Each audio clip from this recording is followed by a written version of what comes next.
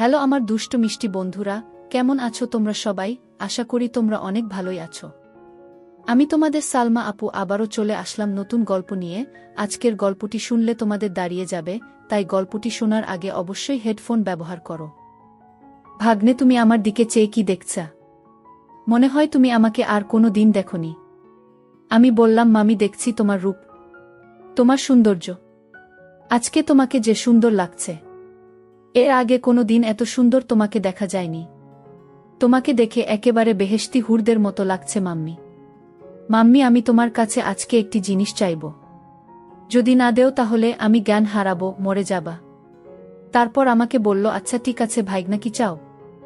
তারপর ভাগ্নে মামির কাছে এমন একটি জিনিস চাইল, যা শুনে মামির চোখ কপালে উঠে গেল। বন্ধুরা, ভাগ্নে মামির কাছে কি এমন চাইল, যা শুনে মামি হতবাক হয়ে গেল? জানতে হলে পুরো গল্পটি খুব ভালো করে শুনতে হবে। তাহলে চলুন বন্ধুরা, গল্পটি শুরু করি। তবে গল্পটি শুরু করার পূর্বে তোমাদের নিকট আমার বিশেষ অনুরোধ, তোমরা অবশ্যই আমার চ্যানেলটি সাবস্ক্রাইব করে আমাকে সাপোর্ট করবা। আমার মামির নাম রূপালী, বয়স 30 বছর। মামা মামির একমাত্র মেয়ের নাম হিমা, বয়স 5 বছর। আমার নাম রাব্বি, বয়স 23 বছর। মামি আমার চেয়ে মাত্র 6 বছরের বড়, তাই মামির সাথে আমার সম্পর্কটা প্রায় বন্ধুত্বের মতো।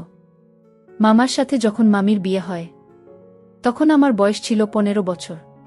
তখন থেকেই আমি মামিকে ভালোবাসি, মামিও আমার দিকে কেমন করে যেন তাকিয়ে থাকে। মামি আমার জীবনের প্রথম ভালোবাসা। আমার মামি অতীব সুন্দরী। মামি শাড়ি পরলে উনাকে অনেক সুন্দর লাগতো আমার কাছে। উনাকে দেখলেই আমার হয়ে যেত। মামি আমার জীবনের প্রথম নারী, যাকে দেখে আমি 15 বছর বয়সে প্রথম ক্রাশ খেয়েছিলাম। তখন থেকেই যে দিনেই মামিকে দেখতাম, সেই রাতেই আমার কাজ হয়ে যেত। এখন আসি আসল কথায়। আমি প্রায় রাতে মামিকে স্বপ্নে দেখতাম। বাস্তবে মামির সাথে খুব ইচ্ছা করত। আমার বয়স যখন 20, তখন আমার সেই ইচ্ছা পূরণ হল। সেইবার গ্রীষ্মের ছুটিতে আমি আর আমার মা নানুর বাড়িতে বেড়াতে গেছিলাম। নানু মারা গেছেন, তাই আমার মা নানির সাথে দোতলায় ঘুমাতেন। মামা মামি ও দোতলায় ঘুমাতেন, আমি নিচের ঘরে ঘুমাতাম। আমি পড়াশোনা করে রাত 2টার দিকে ঘুমাতাম। প্রায় রাতে আমি দোতলায় জল খেতে যেতাম। একদিন রাত 1টার সময় আমি যখন জল খেতে দোতলায় যাচ্ছি, এমন সময় দেখি মামি খুব বাজে অবস্থায় ঘরের দিকে যাচ্ছেন। আমি তখন বুঝতে পারছিলাম না কি করব। আমার স্বপ্নের নায়িকাকে এইভাবে কোনোদিন দেখব ভাবতেই পারিনি। রাতে মামিকে দেখতে অসম্ভব সুন্দরী লাগছিল। আমি তখন রান্নাঘর এর দিকে না যেয়ে সিঁড়িতে দাঁড়িয়ে থাকলাম, কি হয় তা দেখার জন্য।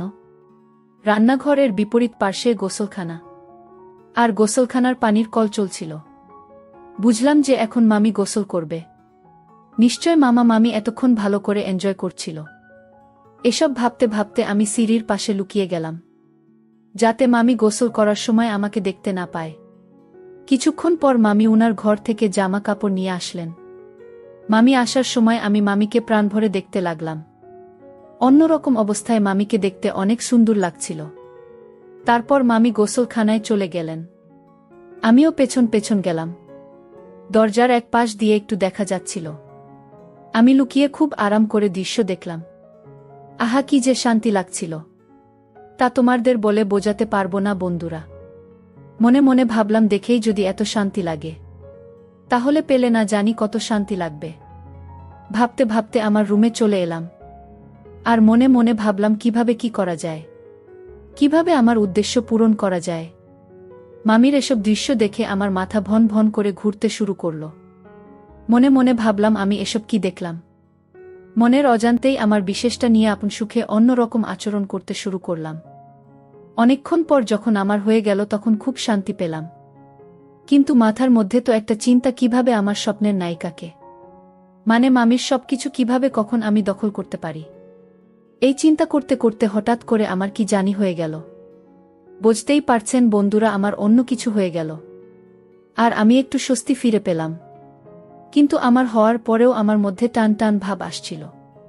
সেই প্রথম আমি দিনে একবারের বেশি, অর্থাৎ 3 বার হয়েছিল, শুধুমাত্র আমার প্রিয়তমা মামি রূপালীর জন্য। সেই রাতে পুরো এলোমেলো হয়েই ঘুমিয়ে পড়েছিলাম। পরদিন সকাল থেকেই আমি প্ল্যান করতে থাকি যেভাবেই হোক মামিকে রাজি করাতে হবে। এর 2 দিন পর মামা ব্যবসার কাজে ঢাকা চলে গেলেন। সেই দিন বিকালে মা নানিকে নিয়ে পাশের গ্রামে মায়ের চাচার বাড়ি বেড়াতে গেল। যাবার সময় বলে গেল, ফিরতে রাত 9টা থেকে 10টা বাজবে। হিমা ছোট্ট ছিল বলে মা আর নানির সাথে গেলেন না। আর বাসায় অন্য কোনো পুরুষ মানুষ না থাকায় আমাকে মামি নিরাপত্তার জন্য থাকতে বলল। আমি তো তখন অত্যধিক খুশি হয়েছিলাম, যা ভাষায় প্রকাশ করা যাবে না। আমি মনে মনে বললাম এইটাই সুযোগ মামিকে পটানোর। মা আর নানি চলে যাবার পর হিমা যখন কাঁদছিল, মামি তখন ওকে খাওয়ানোর জন্য উনার ঘরে চলে গেলেন। 2 মিনিট পর আমিও মামির ঘরে গেলাম। মামিকে একেবারে ফ্রেশ লাগছিল, খুব রোমান্টিক ড্রেস পরছিল। দেখে যে কারো অন্যরকম চিন্তা ভাবনা হতে পারে, ঠিক আমারও তাই হয়েছিল। আমি ঘরে যাওয়ায় মামি দ্রুত উনাকে হেফাজত করার চেষ্টা করছিলেন। আমি বললাম, মামি আমি কি আপনার পর কেউ যে আমাকে দেখে এমন করতে হবে? আমি কি আলগা মানুষ যে আমার সামনে তুমি শরম পাও? আমি তো তোমার ছেলের মতো। মামি আমাকে দেখে বলল, তুমি এত শরম পাও কেন? মামি বলল, না এমনি। ছেলের মতো হলে কি হবে, তুই তো এখন বড় হয়েছিস, তাই শরম লাগে। তারপর মামি আমার সাথে ফ্রি হতে চেষ্টা করলেন। একটু পর মামি আমার সাথে একেবারে ফ্রি হয়ে গেলেন। আমি মামিকে বললাম, মামি আপনার মেয়ে ঘুমালে আজকে আমি আর আপনি লুডো খেলব। যদি আমি হেরে যাই তাহলে আপনি যা চাইবেন আমি তাই দিব, আর যদি আপনি হেরে যান তাহলে আমি যা চাইব তাই দিবেন। আমার প্রিয়তমা মামি কি আমার কথায় রাজি? মামি আবার লুডো খেলতে পছন্দ করে। পছন্দ বলতে লুডো খেলা বলতে পারেন মামির খুব প্রিয় একটা খেলা। লুডো খেলার কথা শুনে মামি খুব আনন্দে নেচে উঠলেন। কিছুক্ষণ পর মামির ছোট্ট মেয়েটি খেতে খেতে ঘুমিয়ে পড়লেন। তারপর আমি বললাম, মামি আপনার মেয়ে তো ঘুমিয়ে পড়ছে, চলুন তাহলে এবার আমরা লুডো খেলা শুরু করি। মামি বলল, ঠিক আছে ভাইগনা, চলো তাহলে আমরা লুডো খেলা শুরু করি। তারপর আমি মামিকে আবার স্মরণ করিয়ে দিয়ে বললাম, মামি আমি কি বলেছিলাম মনে আছে তো? যদি আমি হেরে যাই তাহলে আপনি যা আমার কাছে চাইবেন আমি তাই দিব, আর যদি আপনি হেরে যান তাহলে আমি যা চাইব তাই দিবেন। কথা দেন আগে। মামি হেসে হেসে বলল, আচ্ছা ঠিক আছে ভাগ্নে। তারপর মামি আর আমি লুডো গেম শুরু করলাম। লুডো খেলতে খেলতে আমরা প্রায় লুডো খেলার শেষ পর্যায়ে চলে আসলাম। কিন্তু আমার চাল খুব ভালো ছিল, মামির চাল খুব খারাপ ছিল। এক পর্যায়ে কিছুক্ষণ খেলার পর আমি লুডো খেলাতে জিতে গেলাম, আর মামি হেরে গেল। তারপর আমি মামিকে বললাম, কি মামি, এবার আমি যা চাইব নিশ্চয়ই তুমি আমাকে তাই দিতে হবে। মামি হেসে হেসে বলল, ঠিক আছে ভাইগনা, কি চাও তুমি বলো। তুমি যা চাইবা তাই তো আমাকে দিতে হবে, কারণ খেলার আগেই তো আমি তোমাকে প্রতিশ্রুতি দিয়েছিলাম। আমি বললাম, ঠিক মাম্মি, তাহলে আমি কি এখন তোমার কাছে চাইতে পারি? মামি বলল, ঠিক আছে চাও। তারপর আমি বললাম, মাম্মি আপনার মেয়েকে একটু আগে আপনি যা খাওয়াচ্ছিলেন আমি তা খেতে চাই। মামি আমার কথা শুনে যেন অবাক হয়ে আমার দিকে চেয়ে রইল, আর বলল, ভাগ্নে তুমি এসব কি বলছো?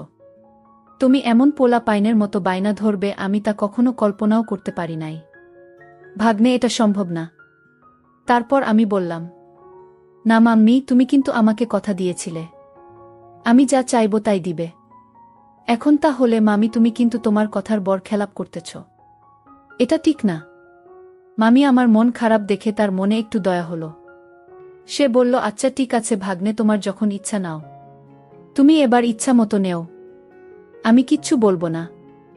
মামির মুখে এমন কথা শুনে আমি জেনা আনন্দে নেচে উঠলাম। আমাকে আর পায় কে? অনেক দিনের স্বপ্ন সফল হতে যাচ্ছে। আমি কিভাবে যে কি করব বুঝে উঠতে পারি নাই।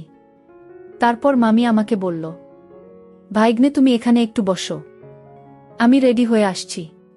তারপর তোমার যা ইচ্ছা তাই কইরো, আর আমি একটু ফ্রেশ হয়ে আসি। ঠিক আছে ভাগ্নে, তুমি এখানে একটু বসো। আমি শান্ত ছেলের মতো বসে রইলাম আর অপেক্ষা করতে শুরু করলাম। অপেক্ষার সময় আমার পার হচ্ছিল না কোনোভাবেই। মনে মনে ভাবলাম, মাম্মি রেডি হয়ে আসতে এত দেরি হচ্ছে কেন? আমি কিছুই বুঝতে পারছিলাম না কি হচ্ছে। তাহলে কি মামি আমার সাথে প্রতারণা করল? আমাকে ধোঁকা দেওয়ার চেষ্টা করছে? ভাবতে ভাবতে মনটা বিরক্ত হয়ে গেল। ভাবতে ভাবতে এভাবেই আমি শুয়ে রইলাম। একটু পর দেখি আলতা পায়ে নুপুর পরে একবারে বাংলার রূপসী সেজে কে যেন নাচতে নাচতে রুমে প্রবেশ করছে। আমি একটু ভালো করে চেয়ে দেখলাম সে তো আমার মামি। রুমে প্রবেশ করেই রোমান্টিক মুডে গান গাইতে শুরু করল। আজ পাশা খেলবো রে শাম ও সামরে তো মার্শনের। মামির মুখে এমন গান শুনে আমি অবাক হয়ে মামির এসব নাচের দৃশ্য দেখতে লাগলাম। আমি মামির এই অবস্থা দেখে অবাক হয়ে গেলাম। আর ভাবলাম মানুষ এত সুন্দর হয় কেমন করে। মনে হচ্ছে আসমানের পরী নেমে এসেছে। একটু পর মামি আমাকে ইশারা দিল যেন আমিও তার সাথে নাচে অংশগ্রহণ করি। আমিও মামির সাথে নাচতে শুরু করলাম। কি সুন্দর নাচ, গানের তালে তালে দুজন মনে হয় অন্য কোনো দেশে চলে গেলাম, যে দেশে শুধু সুখ আর সুখ। এভাবে দুইটা গানে আমি আর মামি নৃত্য করলাম। নৃত্য করার কিছুক্ষণ পর আমি বুঝতে পারলাম মামির এখন অন্য কিছু প্রয়োজন। একটু পরেই সে আমার সাথে এক অদ্ভুত আচরণ করতে শুরু করল। আমি প্রথমে একটু ভয় পেয়ে গেলাম। তারপর ভাবলাম এটাই মনে হয় ইমোশনস, এটাই মনে হয় ভালোবাসা, এটাই মনে হয় অন্য কিছু। আমিও মামির সাথে তাল দিতে শুরু করলাম। সে আমার তালে তালে নাচতে শুরু করল। কিছুক্ষণ পর আমি আর মামি মনে হচ্ছে অন্য কোনো এক অজানা সুখের রাজ্যে হারিয়ে গেলাম, যেখানে শুধু সুখ আর সুখ। এমন সুখ মনে হচ্ছে কোথায় পাওয়া যায় না। আমিও আমার সুখের তালে তালে আনন্দে 2 থেকে 3 ঘন্টা মনে হচ্ছিল পরীর রাজ্য বসবাস করছিলাম। 2 থেকে 3 ঘন্টা পর আমাদের অবস্থা স্বাভাবিক হল। স্বাভাবিক হওয়ার পর মামি আমাকে দেখে শরম পেয়ে যায়। তারপর সে দৌড় মেরে আমার নিকট থেকে চলে যায়। আমার কলিজার বন্ধুরা, এটি ছিল মামি আর আমার একটি মনোমুগ্ধকর দিন। দিনটি আমার কাছে একটি স্মরণীয় দিন। আমি চিরদিন সেটাকে স্মরণ করব। সেটা ছিল আমার প্রথম অন্যরকম একটি অভিজ্ঞতা। আর এ দিনটি আমার কাছে অত্যন্ত একটি স্মরণীয় দিন, যেখানে আমি সর্বপ্রথম একটি স্বর্গীয় সুখ অনুভব করেছিলাম এবং একটি অন্যরকম নতুন অভিজ্ঞতা হয়েছিল। প্রিয় বন্ধুরা, এ দিনটিকে সত্যিই আমি কখনো ভুলতে পারব না। বন্ধুরা, তোমাদের নিকট আমার একটি ছোট্ট প্রশ্ন। এ গল্প থেকে তোমরা কি শিখতে পারলে? দয়া করে কমেন্ট করে জানাবে। বন্ধুরা, ভিডিওটি যদি ভালো লাগে তাহলে একটি লাইক দিন। আর তোমরা যদি এইরকম ধরনের ইন্টারেস্টিং ভিডিও পেতে চাও তাহলে দয়া করে আমার চ্যানেলটি সাবস্ক্রাইব করো। পরিশেষে তোমাদের সকলের নেক সুস্বাস্থ্য কামনা করি। ভিডিওটি দেখার জন্য তোমাদের সকলকে অসংখ্য ধন্যবাদ।